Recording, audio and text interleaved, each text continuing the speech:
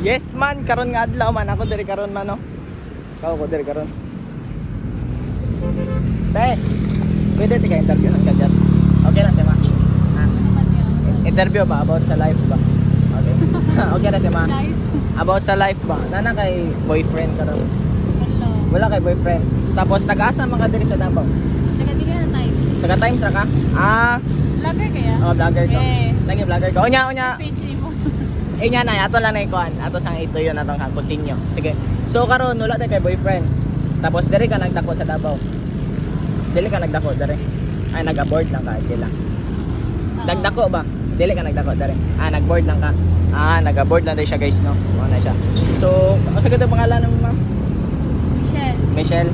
Mo din ni si Ma'am Michelle guys. Karon kung patay makita ko kanang lalaki nga mo date sa mo, okay lang sa mo. Ani. Kanon dili man.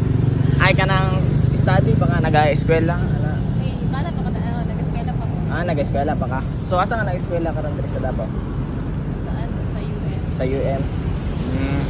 Kung tagaag panahon o higayon sa Ginoo ma'am nga tagahan ka gisa ka milyon nya di na ka mataog ma'am sugot ka. At least makakuha ka sa milyon yatag na mo sa imong kuan. Pwede na po, depende sa sabon. Pero Basta masagot inform na akong family. Na ihatag ang para lang family jud sa sila. nga na kwarta ma'am. Kay kwarta na jud ang gapatuyok ma'am. Tama yun. Tama. Tama. Nagtama. Thank you ma'am. Bye-bye. Bye bye. Ang pangalan